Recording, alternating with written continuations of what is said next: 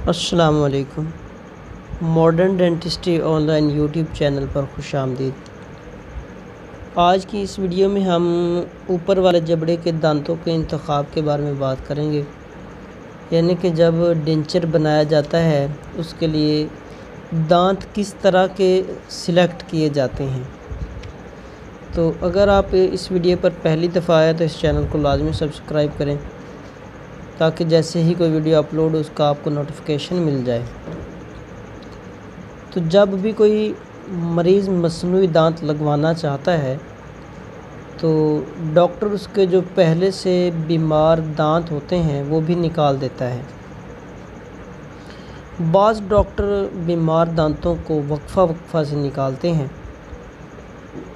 ये तरीका दुरुस्त नहीं होता और दांत निकालने के फ़ौरी बाद अगर मसनूई दांत लगा दिए जाएं तो भी दर्द बाकी रह सकता है। जब तक मसूड़े बिल्कुल कुदरती हालत में ना आ जाएं तो उस वक्त तक दांत नहीं लगाने चाहिए।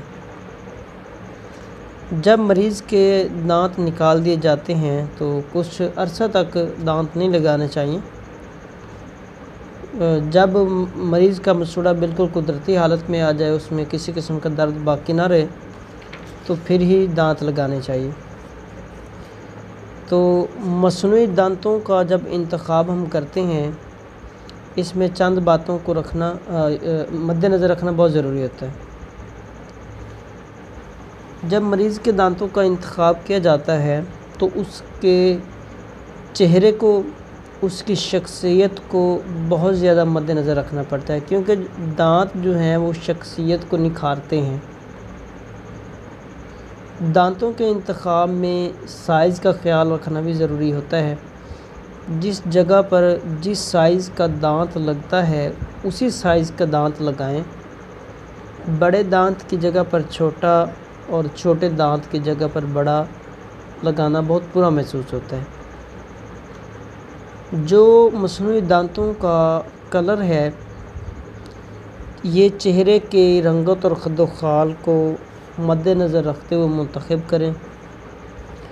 दांतों का जब इंतखाब किया जाता है तो इसमें उम्र का भी लिहाज किया जाता है। जिस मटेरियल से दांतों को हम तैयार करते हैं उस मटेरियल का भी ख़याल रखते हैं।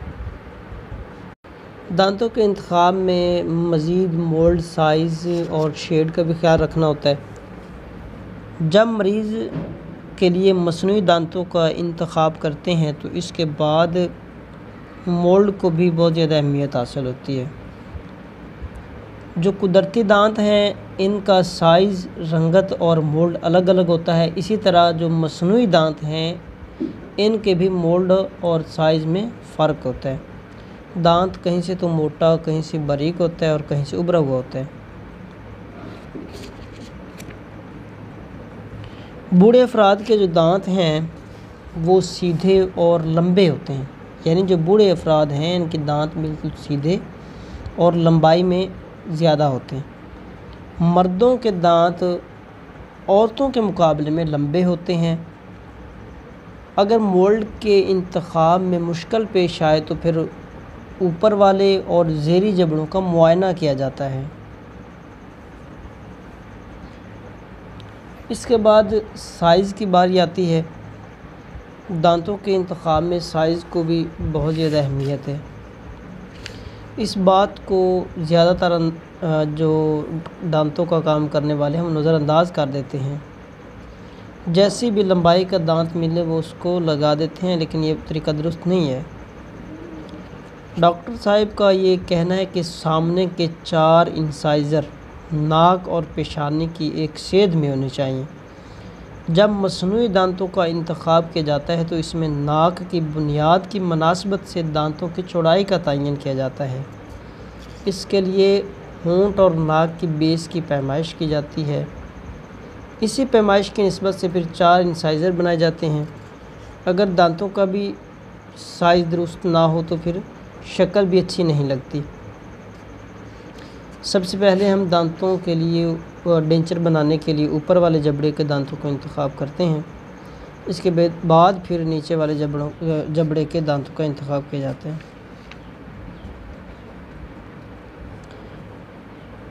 दांत जो हैं अगर छोटे हों या दांत बड़े लगा दिए जाएं तो इससे शक्ल भी खूबसूरत नहीं लगती। जिस जगह पर जो दांत लगे वो ही लगाना चाहिए।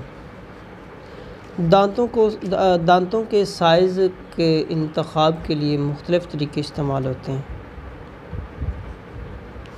मरीज़ के मुंह में ऊपर और नीचे की बेस प्लेट के ऊपर मोम के रिम लगाकर बाइट ब्लॉक किया जाता है और दांतों के इंतखाब के लिए निशान लगाए जाते हैं।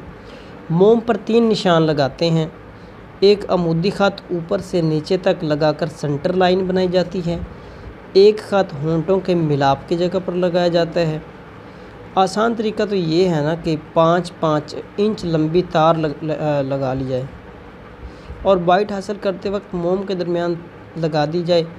तार दोनों तरफ मुतवाज़ी होती है। इस मुतवाज़ी लाइन के ऊपर और नीचे 2 ख़त लगाए जाते हैं। इसके लिए मरीज़ को मुस्कराने के लिए कहा जाता है। मरीज़ के होंठ जिस जगह रुकते हैं ऊपर नीचे इस जगह लकीरें लगा दी जाती हैं। ये ख़त बेस प्लेट के वैक्स रिम पर लगाई जाती हैं। इन 3 खतूत पर एक अमूदी ख़त खींचते हैं जो नाक से निचली तरफ आता है। ये सेंटर लाइन होती है जिसका हमने पहले भी जिक्र किया है। अगर इस सेंटर लाइन को आगे बढ़ाते हुए केनाइन दांतों के निशान लगाते हैं, यानी इस बेस लाइन को सेंटर लाइन को आगे बढ़ाते हुए केनाइन दांतों के निशान लगाए जाते हैं। इसके लिए आंख के कोने से नोज़लेरियल फोल्ड के करीब से नीचे की तरफ ख़त खींचा जाता है। इससे ऊपरी जबड़े के केनाइन का निशान हासिल होता है। इसके बाद इन खतूत को मॉडल पर मुंतकिल कर लिया जाता है। इससे दांतों का दुरुस्त इंतखाब भी हो सकता है। अगर इन बातों का ख्याल रखा ना जाए तो फिर दांतों का इंतखाब भी सही नहीं होता। मरीज़ की शख्सियत इसके ऊपरी और ज़ेरी जबड़े की बनावट को सामने रखकर दांतों के साइज़ का इंतखाब करते हैं। इसके बाद हम शेड के बारे में बात करते हैं। शेड कलर को कहते हैं। जब दांतों का साइज़ मुंतखब हो जाता है तो इसके बाद दांतों की रंगत की बारी आती है। तो सफ़ेद, दरमियाने सफ़ेद और मैली रंगत वाले दांत जो हैं वो मार्केट में मिल जाते हैं। जो शेड पसंद किया जाता है वो आमतौर पर दरमियानी शेड पसंद किया जाता है, लेकिन बाज़ औक़ात हम मरीज़ की पसंद का लिहाज रखते हुए भी शेड को मुंतखब कर लेते हैं। आम तौर पर जो दरमियानी उम्र के लोग होते हैं वो दरमियानी रंगत पसंद करते हैं। बूढ़े अफराद मैले रंग के दांत पसंद करते हैं और औरतें ज़्यादा सफ़ेद रंग पसंद करती हैं। तो इससे अगली वीडियो में हम पोस्टीरियर दांतों के इंतखाब के बारे में बात करेंगे।